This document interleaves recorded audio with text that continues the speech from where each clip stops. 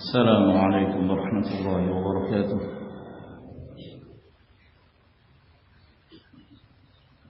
إن الحمد لله نحمده ونستعينه ونستغفره ونعوذ بالله من شرور أنفسنا ومن سيئات أعمالنا. من يهده الله فلا مضل له ومن يضلل فلا هادي له.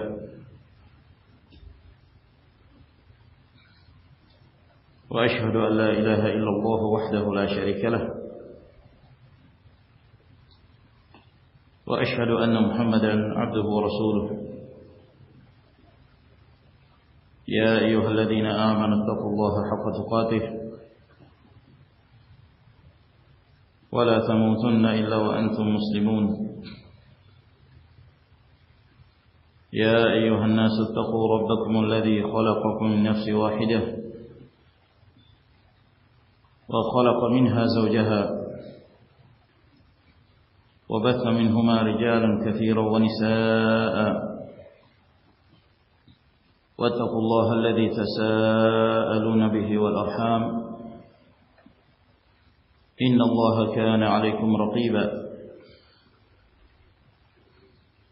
يا أيها الذين آمنوا اتقوا الله وقولوا قولا سديدا يصلح لكم أعمالكم ويغفر لكم ذنوبكم، ومن يطع الله ورسوله فقد فاز فوزا عظيما.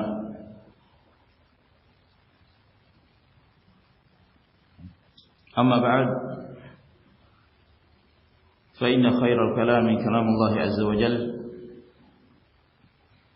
وخير الهدى هدى محمد صلى الله عليه وعلى آله وصحبه وسلم، وشر الأمور محدثاتها، فإن كل محدثة بدعة، وكل بدعة ضلالة، وكل ضلالة في النار. أيها الإخوة في الله، kembali kita melanjutkan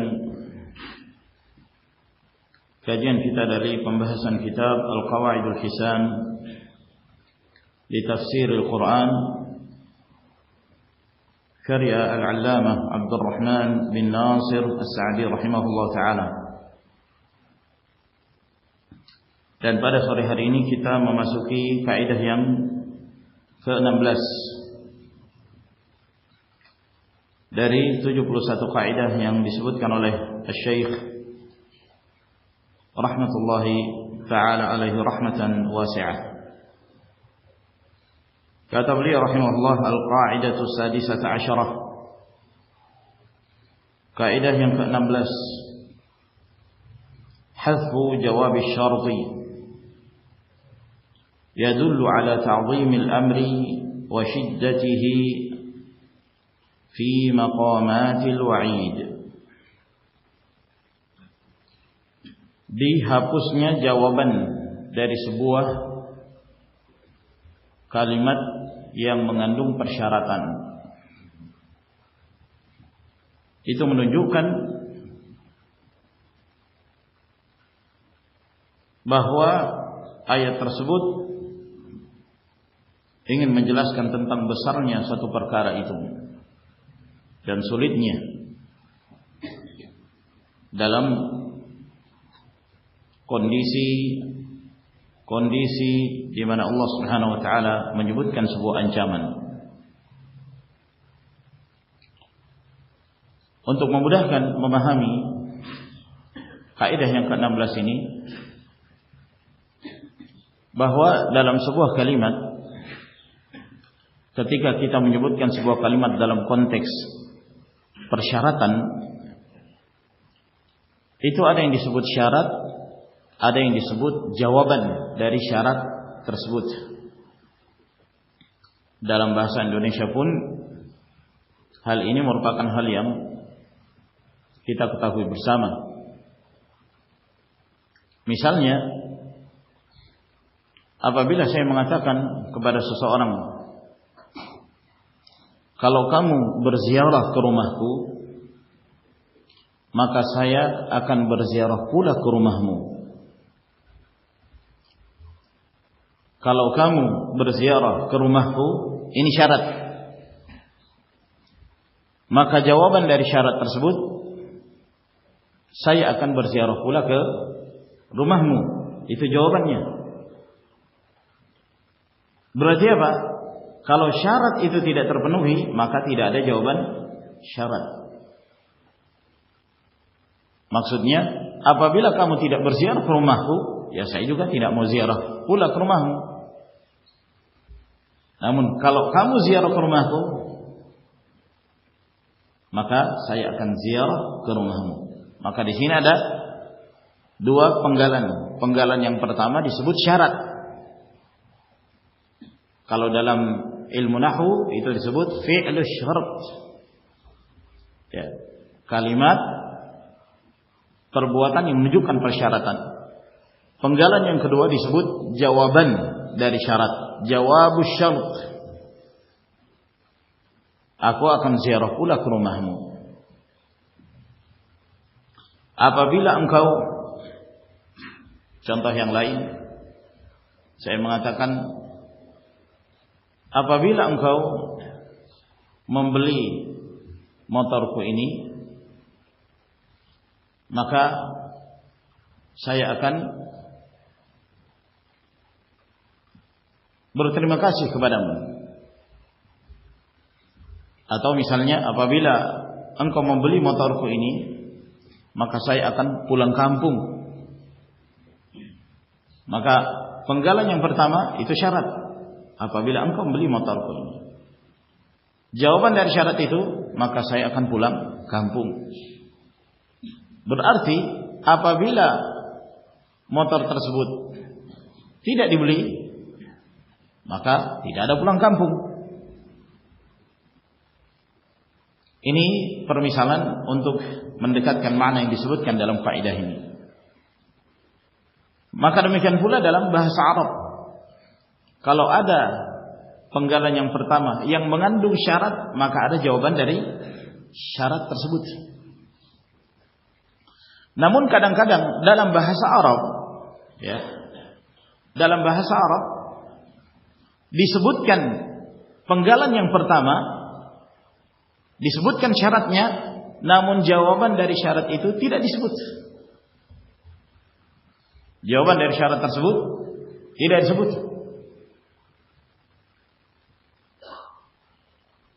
Misalnya dalam bahasa Indonesia saya mengatakan, kamu kalau tidak mentaati perintahku, maka titik. Ya, maka kuasa ini ancaman sudah. Nah, dia tidak tahu apa jawaban dari syarat itu. Ya. Maka dia punya kekuatan, dia mampu untuk menzalimi orang. Maka dia mengatakan pada orang itu, apabila engkau tidak taat terhadap perintahku, maka tidak disebutkan apa jawaban dari syarat. Orang yang diancam itu akan bertanya-tanya, apa ancamannya ini? Ya. Apa ancamannya? Jangan. Akhirnya menumbuhkan rasa takut yang berlebihan. Ya. Beda kalau misalnya disebutkan jawaban dari syarat yang mungkin dia masih bisa pertimbangkan. Ya. Kamu kalau tidak taat pada perintahku, sudah. Kamu jangan berhubungan lagi dengan aku. Wah, cuman masalah hubungan, tidak apa-apa. Iya kan? Dia sudah mengetahui jawaban dari syarat. Oh, larang berhubungan. Tidak apa-apa. Kamu kalau tidak taat kepadaku, maka saya ketok kepalamu. Wah, tidak apa-apa. Kepala diketok. Latihan. Lebih ringan. Tapi kalau dikatakan, kamu kalau tidak taat, awas. Maka tidak tahu apa ini hukumannya. Maka menumbuhkan rasa takut. Nah, ungkapan di dalam Al-Quran Karim, dalam sekian firman Allah Subhanahu Wa Taala, itu kadang disebutkan syarat, ya, yang di sana mengandung ancaman, namun tidak disebutkan jawaban dari syarat itu. Tidak disebutkan jawabannya. Tujuannya apa? Untuk semakin menambah rasa takut bahwa itu adalah perkara yang besar, bahwa kamu dalam keadaan kesulitan apabila engkau tidak mentaati perintah Allah Subhanahu wa taala. Akan ada ancamannya, akan ada akibatnya. Perkara yang kamu akan hadapi itu adalah perkara yang sulit dan berat. Lalu di sini beliau menyebutkan beberapa permisalan, wa dzalika kaqaulihi, seperti firman Allah Subhanahu wa taala dalam surah As-Sajdah ayat 12. Allah Azza wa Jalla berfirman, "Walau tara idzil mujrimusihim 'inda rabbihim Rabbana absarna wa sami'na farji'na na'mal salihan inna muqinun." Walau tara idzil mujrimun. Kalau seandainya engkau melihat, jadi Allah Subhanahu wa taala menyebutkan firman-Nya, mengingatkan kepada hambanya, apabila engkau wahai hambaku melihat idzil mujrimuna nakisu ru'usihim, ketika orang-orang yang mujrim itu, orang-orang yang berbuat dosa itu, para pengingkar adanya hari kebangkitan, nakisu ru'usihim 'inda rabbihim, di mana mereka menundukkan kepala-kepala mereka di sisi Allah Subhanahu wa taala, sambil kemudian mereka mengatakan, Rabbana absarna wa sami'na farji'na, wahai Rabb kami, engkau telah melihat kami dan kami telah mendengar, kami telah melihat dan kami telah mendengar, maka kembalikan kami ke dunia. Kami ingin beramal saleh. Sekarang ini kami sudah meyakini, karena mereka sudah melihat azab di hadapannya. Ya. Perhatikan dalam firman Allah Subhanahu wa taala, dalam ayat ini ada kata lau, kalau seandainya, yang tidak disebutkan jawabannya. Kalau seandainya engkau melihat ketika orang-orang yang melakukan perbuatan dosa itu, yang mengingkari hari kebangkitan, mereka menundukkan kepala-kepala mereka di hadapan Allah Subhanahu wa taala. Maksudnya kalau kamu lihat ada apa? Allah tidak menjelaskan. Kalau kamu melihat jawabannya apa? Untuk menjelaskan bahwa tidak perlu diterangkan. Sesuatu yang sulit untuk dibahasakan dengan kata-kata. Yang jelas itu merupakan perkara yang berat. Ketika engkau melihat orang-orang mujrim itu, mereka yang dahulu ketika di dunia mendustakan hari kebangkitan, mendustakan adanya kehidupan setelah kematian. Ketika mereka dibangkitkan, maka mereka menundukkan kepala-kepala mereka. Kenapa demikian? Dipenuhi rasa takut, ketakutan yang luar biasa. Karena mereka telah menyaksikan dengan mata kepala mereka, sehingga mereka mengatakan, kami melihat, kami telah mendengar, kami telah meyakini. Ya Allah, kembalikan kami ke dunia. Kami ingin beramal saleh. Namun itu hanyalah tamanni, angan-angan semata, yang tidak akan memungkinkan bagi mereka kembali kepada kehidupan dunia. Maka tidak disebutkan jawabannya. Demikian pula dalam surah Saba ayat yang ke-51, Allah Azza wa Jalla berfirman, walau tara idh fazi'u fala fauta wa ukhidhu min makanin qarib. Walau tara, kalau seandainya engkau melihat wahai hamba Allah, wahai Rasul, idh fazi'u, ketika orang-orang kafir itu ketakutan. Mengapa mereka ketakutan? Karena mereka telah menyaksikan azab Allah Subhanahu wa taala di hadapan mereka. Fala fauta, maka tidak ada keselamatan, tidak ada tempat untuk berlari menyelamatkan diri. Dan mereka akan disiksa dari tempat yang dekat, yang sangat mudah bagi mereka untuk disiksa di dalam neraka Jahannam. Mereka tidak bisa melarikan diri.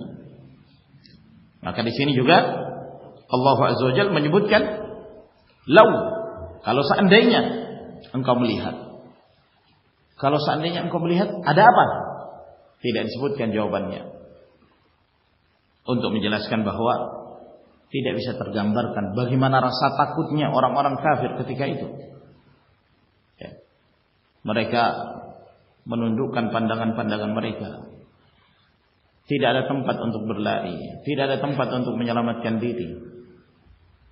Seorang di dunia saja, ketika dia terkena kasus, ya, masuk penjara, lalu kemudian ia disiksa, maka dia merasa malu. Dia menundukkan pandangannya, penuh dengan rasa malu. Belum lagi kalau dia mendapatkan ancaman-ancaman, siksaan-siksaan, yang mana dia merasakan kesakitan, dia merasa hina. Itu dalam kehidupan dunia. Yang kadang-kadang orang masih memungkinkan untuk menyelamatkan diri dari siksaan. Masih memungkinkan bagi dia untuk berlari dari ancaman hukuman. Tapi pada yaumul qiyamah, di hadapan Allah Subhanahu wa taala, mau lari kemana? Azab sudah di hadapan. Fala faut. Maka tidak ada jalan keselamatan, tidak ada tempat untuk berlari. Kullama aradu an yakhruju minha u'idu fiha wa qila lahum dhuqu 'adzaban nari alladzi kuntum bihi tukadzibun. Setiap kali mereka hendak keluar, mencari jalan untuk keluar dari api neraka, maka mereka dikembalikan lagi kepada azab dan dikatakan kepada mereka, rasakanlah siksaan Allah yang kalian dahulu mendustakannya di dunia. Demikian pula dalam suratul Baqarah ayat 165. Walau yara alladhina zalamu idh yarawna al'adzab anna al-quwwata lillahi jami'an. Kalau seandainya orang-orang yang telah berbuat zalim itu mereka menyaksikan azab dan mereka menyaksikan ternyata kekuatan itu hanya milik Allah Subhanahu wa taala seluruhnya. Kalau seandainya mereka melihat, tidak disebutkan jawabannya. Kalau seandainya mereka melihat orang-orang zalim itu azab, apa jawabannya? Jawabannya tentu merupakan hal yang telah diketahui, menunjukkan rasa takut yang luar biasa. Dalam suratul An'am ayat 30, Allah Azza wa Jalla berfirman, "Walau tara idh wuqifu 'ala rabbihim." Dan kalau seandainya engkau melihat ketika mereka dihentikan dan dihadapkan di hadapan Allah Subhanahu wa taala. Apa jawabannya? Jelas. Jawabannya menunjukkan bahwa mereka dalam keadaan ketakutan yang luar biasa. Demikian pula dalam suratul An'am ayat 27, walau tara idh wuqifu 'alan nar. Dan kalau seandainya engkau melihat ketika mereka dihadapkan di hadapan neraka, tentu rasa takut yang luar biasa. Nah, ini semua ayat-ayat Allah Subhanahu wa taala yang menyebutkan syarat, namun tidak disebutkan jawabannya. Kenapa? Untuk lebih menjelaskan bahwa ancaman, kengerian, rasa takut yang dirasakan oleh orang-orang kafir ketika itu sesuatu yang tidak bisa dibayangkan dan tidak bisa dibahasakan dengan kata-kata. Saking takutnya mereka, saking ngerinya kondisi pada saat itu. Kata beliau, "Fahadful jawabi fi hadhihi al-ayati wa shibhiha aula min dzikrihi." Maka dihapusnya jawaban dari syarat tersebut di dalam ayat-ayat ini dan yang semisalnya itu lebih baik daripada kalau disebutkan jawabannya. Karena kalau disebutkan jawabannya nanti dianggap enteng. Oh, ternyata hanya itu balasannya. Maka tidak disebutkan jawabannya untuk menjelaskan bahwa itu adalah kondisi yang sangat mengerikan dan sangat menakutkan. Liyadulla ala azamati dzalikal maqam, untuk menunjukkan besarnya perkara itu, besarnya kondisi pada masa itu. Wa annahu li haulihi wa shiddatihi wa fadha'atihi la yu'abbaru anhu bilafdhin la wala yudraku bil wasfi. Dan disebabkan karena kengeriannya kesulitan yang sangat pada saat itu, sehingga tidak bisa diungkapkan dengan lafaz dan tidak bisa dijangkau dengan menyifatkan apa yang terjadi pada saat itu. Seseorang berusaha untuk menyebutkan sifat yang menakutkan, yang mengerikan pada saat itu, tidak bisa. Jauh lebih mengerikan, jauh lebih menyengsarakan, jauh lebih berat kondisi pada saat itu. Oleh karenanya ketika Rasulullah sallallahu alaihi wasallam menjelaskan di hadapan Aisyah radhiyallahu taala anha tentang kondisi padang mahsyar, kata beliau, yuhsyarun nasu yaumal qiyamati hufatan uratan ghullan. Manusia akan dibangkitkan nanti pada hari kiamat dalam keadaan mereka bertelanjang kaki, tidak beralas kaki, dalam keadaan mereka bertelanjang, tidak memakai sehelai pun dari kain di tubuhnya, dan dalam keadaan mereka tidak dikhitan. Ini kondisi manusia dikumpulkan di padang mahsyar pada yaumul qiyamah, tidak berpakaian, tidak beralas kaki, dan mereka dalam kondisi tidak berkhitan, telanjang. Laki-laki, wanita, mereka semua sama kondisinya. Rakyat jelata, orang yang paling kaya raya di dunia, semuanya sama, dikumpulkan di hadapan Allah dalam keadaan telanjang. Aisyah radhiyallahu taala anha mempertanyakan tentang kondisi itu, ya, untuk membayangkan, ya, apakah kondisi yang ada di padang mahsyar pada yaumul qiyamah seperti kondisi ketika di dunia. Kalau di dunia misalnya ada rombongan laki-laki perempuan di tengah jalan telanjang, kira-kira apa yang terjadi? Hah? Pasti jadi bahan tontonan, loh. Jadi bahan tontonan. Nah, Aisyah radhiyallahu taala anha ketika mendengar dari Nabi sallallahu alaihi wasallam tentang kondisi padang mahsyar, maka Aisyah bertanya, "Ya Rasulullah, idzan yanzuru ba'dhum ila ba'dhin." Kalau begitu ya Rasulullah, mereka saling melihat antara sebagian mereka dengan sebagian yang lain. Ini melihat auratnya perempuan itu melihat aurat lelaki yang lain. Apa katakan Nabi sallallahu alaihi wasallam, "Ya Aisyah, al-amru asyad min an yanzura ba'dhum ila ba'dhin." Wahai Aisyah, kondisi pada saat itu lebih berat, lebih sulit daripada sekedar memperhatikan aurat orang lain. Enggak. Pikiran mereka itu bukan ke arah situ, sudah. Yang mereka pikirkan, saya selamat apa enggak? Itu yang mereka pikirkan pada yaumul qiyamah.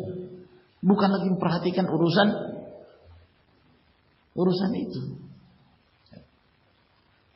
Nah, begitulah kondisi yaumul qiyamah. Untuk menjelaskan bahwa perkara yang sangat berat, kondisi yang sangat mengerikan, menakutkan, sehingga tidak bisa diungkapkan dengan kata-kata.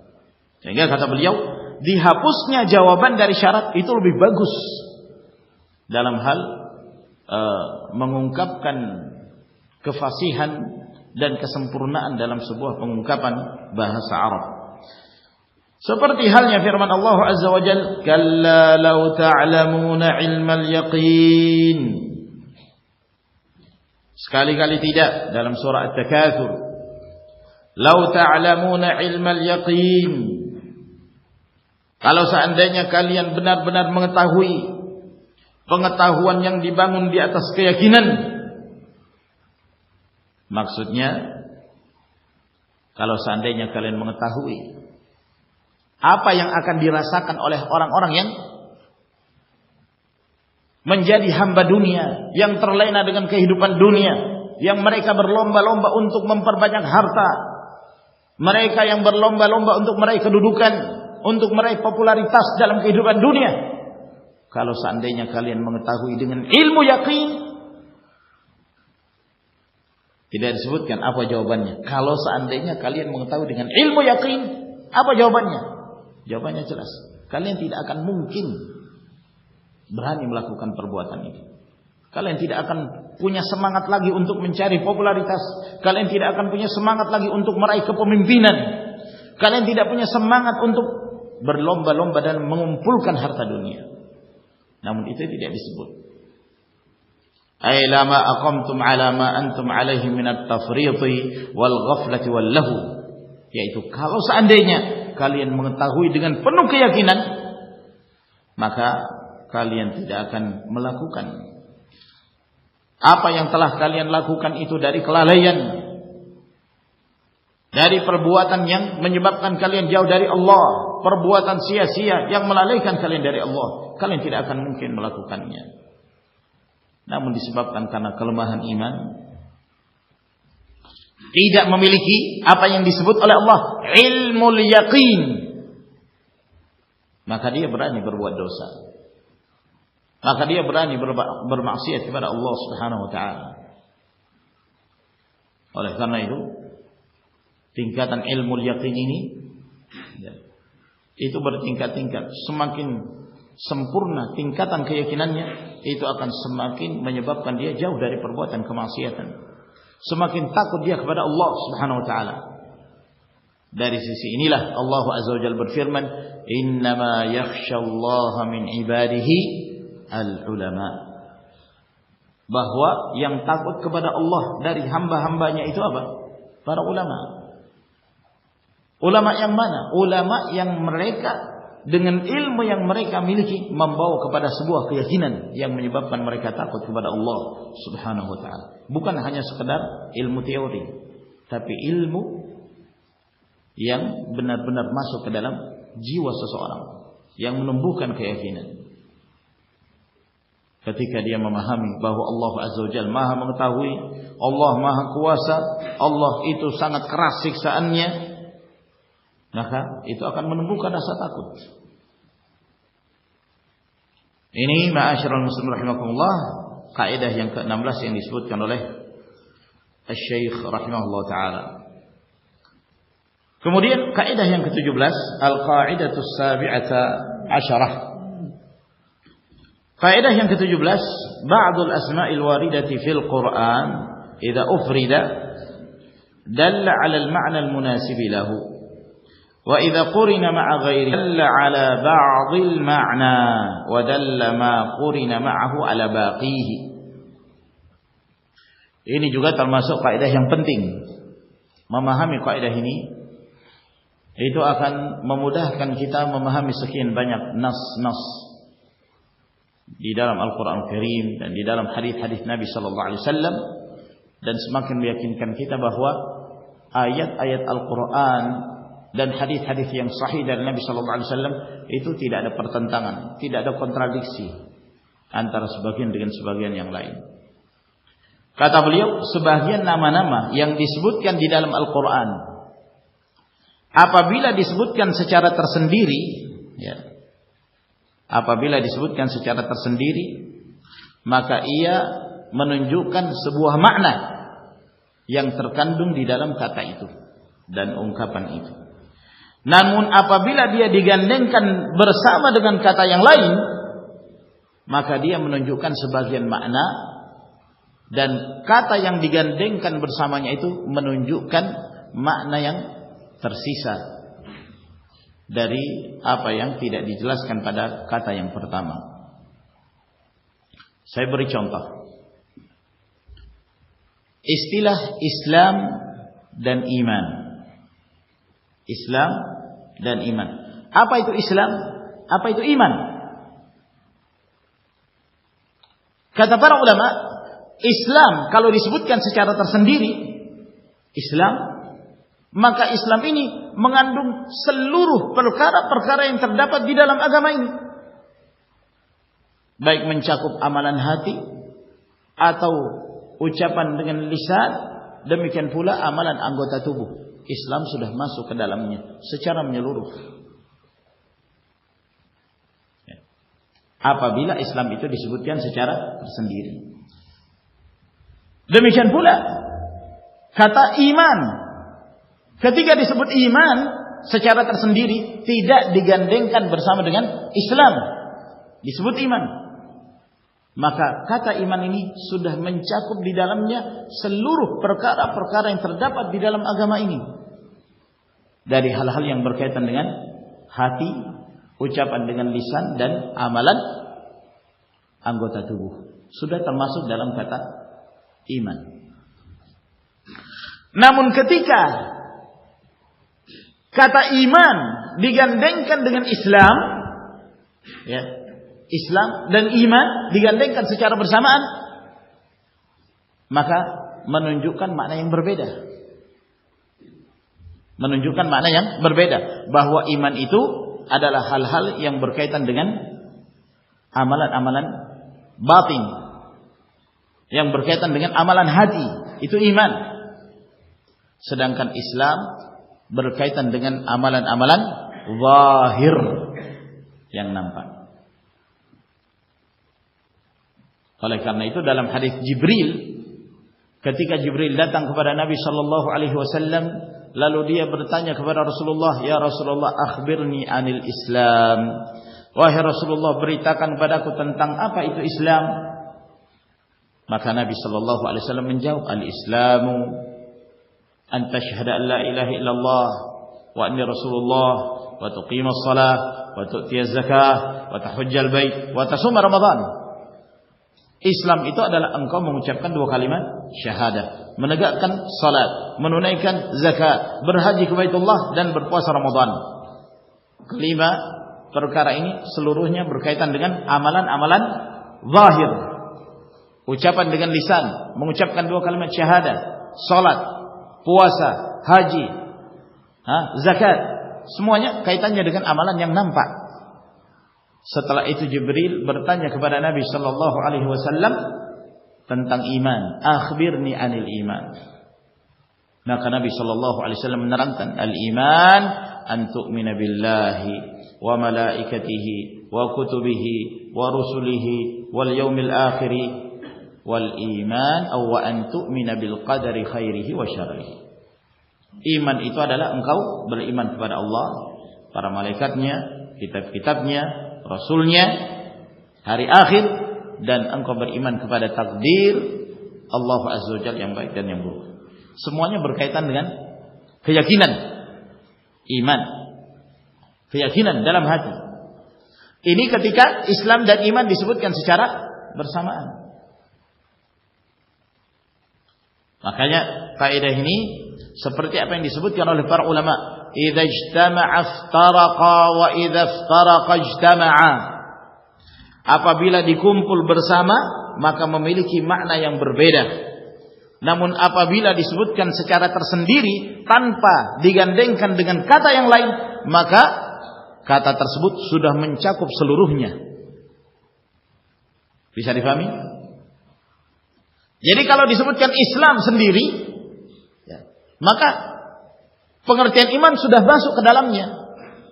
Kalau disebutkan Islam secara tersendiri, maka di dalam sudah mencakup amalan zahir dan amalan batin, termasuk beriman kepada Allah, malaikat, dan seterusnya itu.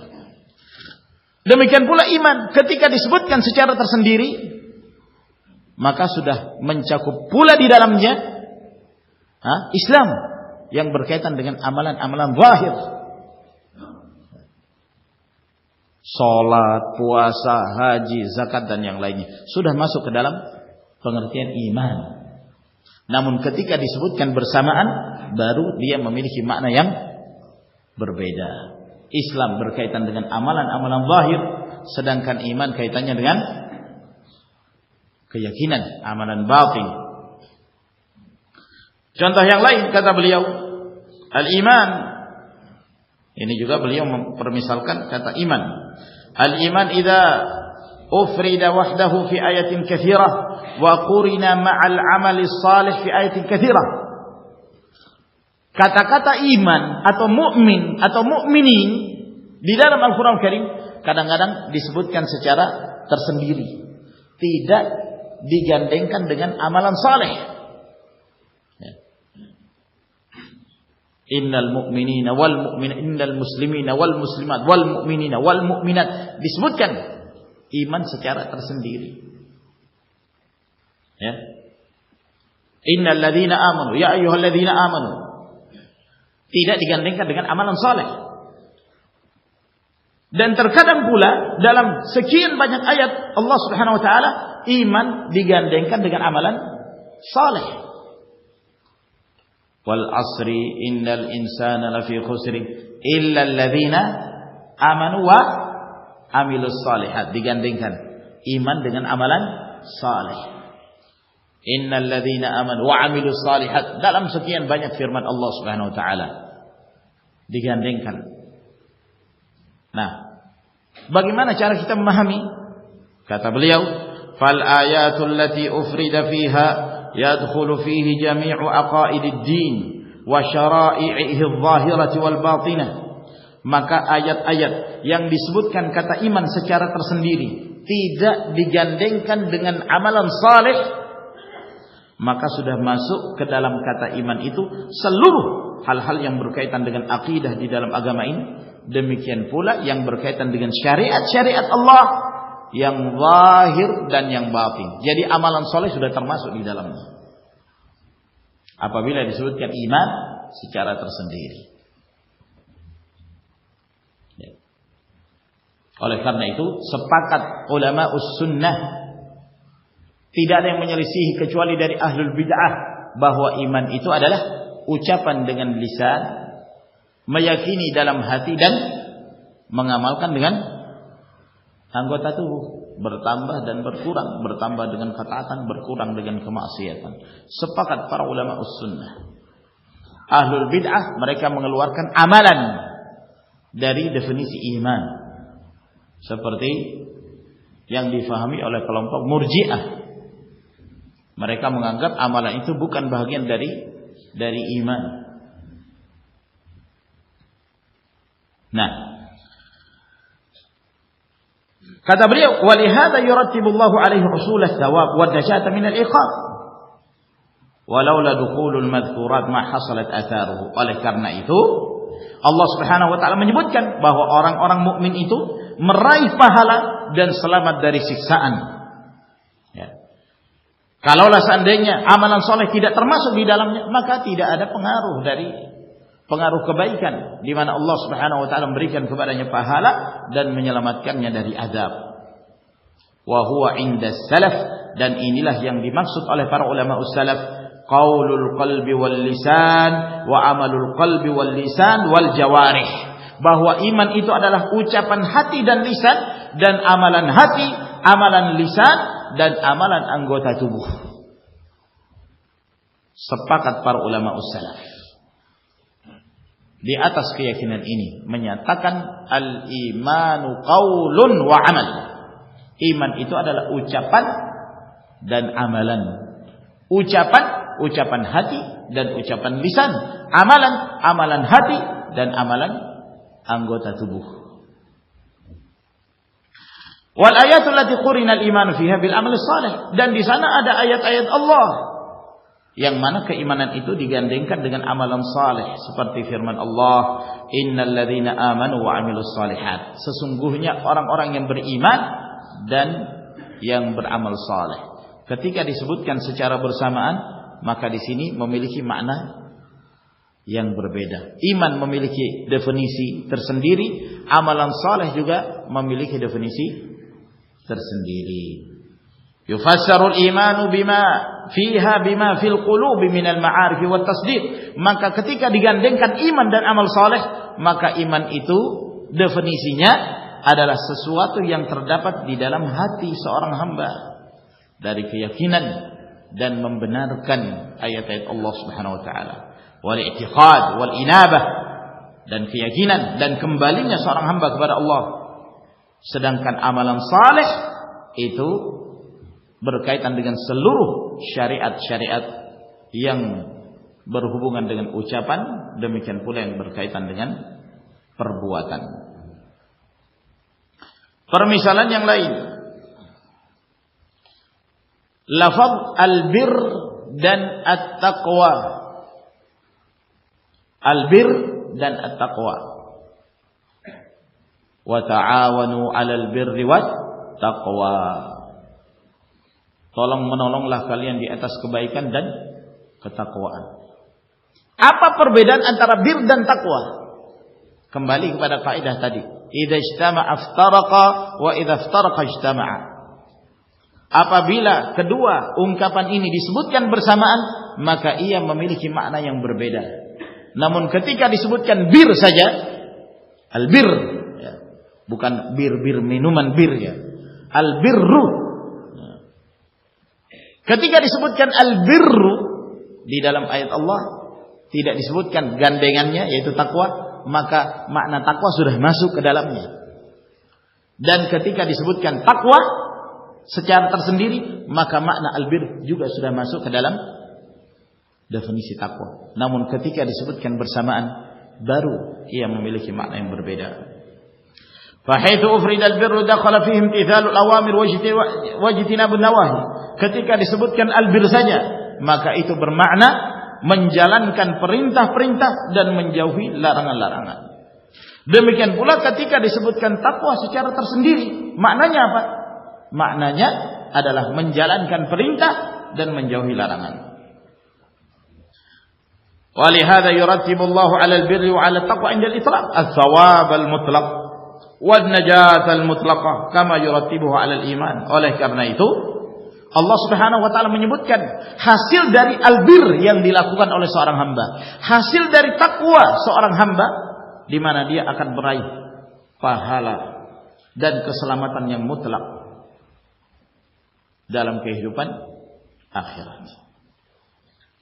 Namun ketika disebutkan secara bersamaan,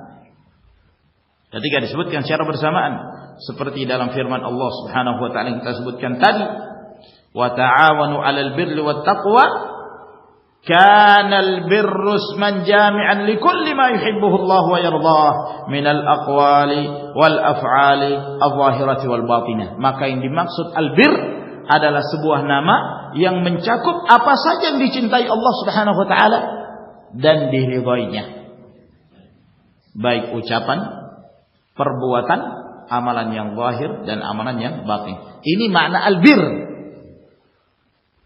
Kaitannya dengan amalan-amalan saleh yang dicintai Allah dan diridhai Allah Subhanahu wa taala. Lalu apa makna takwa ketika digandengkan dengan albir? Wa kana taqwa isman jami'an yatanawalu tarka jami'il muharramat. Maka takwa adalah sebuah nama yang mencakup meninggalkan segala perkara-perkara yang diharamkan dan dilarang oleh Allah Subhanahu wa taala. Ya, ini antara lafaz albir dan at-taqwa. Apabila disebutkan bersamaan, maka albir kaitannya dengan amalan saleh, agar kita melakukannya, kita mengamalkannya. At-taqwa kaitannya dengan perkara-perkara yang haram, agar kita menjauhkan diri darinya. Nah, kebalikan dari albir wa taqwa yang disebutkan oleh Allah, wala ta'awanu 'alal itsmi wal udwan. Jangan kalian tolong menolong di atas perbuatan dosa dan permusuhan. Al-itsm wal udwan juga sama. Apa perbedaan antara al-itsm dan al-udwan? Kalau disebutkan secara tersendiri al-itsmu, maka dia mencakup segala jenis perbuatan dosa. Dosa apa saja? Termasuk dosa ketika menzalimi manusia. Dosa melampaui batas. Itu sudah termasuk dalam kata itsm. Demikian pula ketika al-udwan disebutkan secara tersendiri, maka segala jenis dosa itu masuk ke dalamnya. Namun ketika disebutkan berbarengan, digandengkan satu dengan yang lain, maka memiliki makna yang berbeda. Kata beliau rahimahullah ta'ala, fussira al-ithmu bil ma'asi allati bainal 'abdi wa bain rabbih. Maka al-ithmu kalau digandengkan dengan al-udwan, maka yang dimaksud al-ithmu adalah perbuatan kemaksiatan yang dilakukan oleh seorang hamba, antara hamba dengan Rabbnya. Tidak sholat, itu apa? Ithm. Tidak sholat, tidak berpuasa, itu apa? Ithm. Tidak haji, ithm. Al-udwan Adapun al-udwan itu perbuatan dosa yang kaitannya dengan melanggar hak-hak di antara hamba-hamba. Membunuh, ya. Jadi perbuatan dosa yang ada kaitannya dengan kezaliman. Dia membunuh orang lain tanpa hak, mengambil harta orang lain tanpa hak, menyiksa orang lain tanpa hak, ya. Merusak kehormatan orang lain tanpa hak. Ini disebut al-udwan. Demikian pula perbedaan antara lafaz al-faqir dan al-miskin. Kalau dalam bahasa Indonesia kita biasa menyebut fakir miskin, fakir miskin. Apa sih bedanya fakir miskin? Kalau fakir disebutkan secara tersendiri, maka miskin sudah masuk di dalamnya. Demikian pula ketika disebutkan miskin secara tersendiri, maka fakir sudah masuk di dalamnya. Jadi kalau misalnya Rasulullah sallallahu alaihi wasallam disebutkan oleh Abdullah bin Abbas, farada Rasulullah sallallahu alaihi wasallam zakatal fitr tuhratan lis-shaim min al-lagwi war-rafath wa tu'matan lil masakin. Rasulullah sallallahu alaihi wasallam mewajibkan zakatul fitr untuk membersihkan orang yang berpuasa dari perbuatan yang melalaikan, perbuatan sia-sia yang dia lakukan ketika berpuasa. Wa tu'matan lil masakin, dan untuk memberi makan kepada orang-orang miskin. Jangan difahami hanya diberikan pada orang miskin, orang fakir tidak. Ya. Lah berarti fakir enggak diberikan? Ya enggak. Di sini disebutkan miskin secara tersendiri menunjukkan makna fakir sudah ada di dalamnya. Nah, tapi kalau digandengkan, ya, disebutkan bersamaan, seperti ketika Allah Subhanahu wa taala menjelaskan tentang orang-orang yang berhak untuk menerima zakat, zakat harta, zakat amwal. Dalam surat At-Taubah, innamas shadaqatu lil fuqara'i wal masakin wal 'amilin 'alaiha wal mu'allafati qulubuhum wa fir riqabi wal gharimina fi sabilillah wa ibnis sabil. 8 golongan yang disebutkan oleh Allah Subhanahu wa taala. Nah, di sini Allah Azza wa Jalla menyebutkan fakir dan miskin, lil fuqara'i wal masakin. Disebutkan fuqara, disebutkan masakin. Apa bedanya antara fakir dan miskin? Kata para ulama, fakir lebih miskin daripada miskin.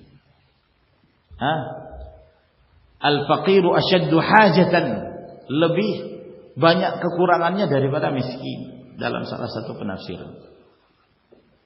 Makanya didahulukan innamas shadaqatu lil fuqara, didahulukan fuqara sebelum masakin, karena fuqara itu lebih nasibnya lebih menyedihkan daripada miskin. Kalau fuqara itu fakir,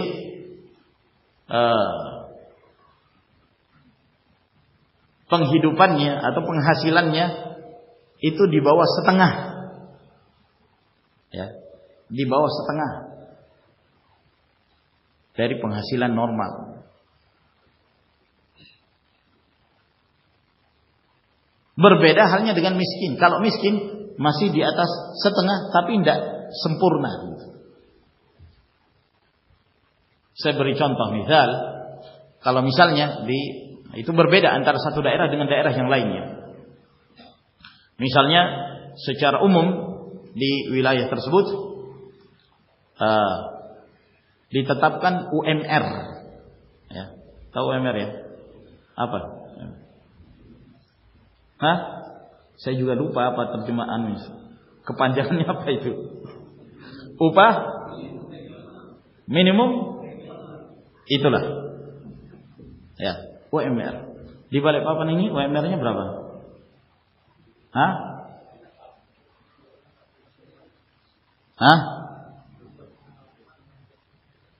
Wah, 2,8. Betul ya? Sepakat ini? Hah? 2,6. Itu wali kota yang baru apa yang dulu? Terbaru 2,6. Ya sudahlah, anggap 2,6. Ya. Itu rata-rata ya untuk kehidupan standar yang ada di daerah itu 2,6. Dalam sebuah keluarga, seorang suami istri memiliki taruhlah 2 anak misalnya. Ya. Itu kalau 2,6 cukup. Dianggap cukup. Nah, dia per bulan gajinya cuma 1 juta. 1 juta per bulan. Ini apa? Fakir atau miskin? Hah? Fakir atau miskin?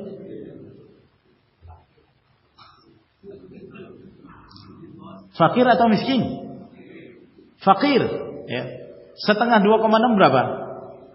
1,3. Ini di bawah setengah. Ini di bawah setengah. Berarti apa?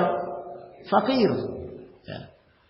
Nah, tapi kalau seorang misalnya hasil bulanannya, dia tidak punya penghasilan yang lain. Kita bicara tentang penghasilan bulanan dan tidak ada penghasilan yang lain. Dia penghasilannya 2 juta lah, 2 juta.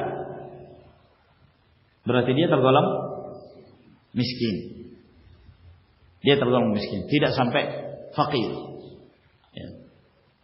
Ini pendekatan makna untuk membedakan antara fakir dan miskin. Masing-masing wilayah berbeda antara satu dengan yang lain.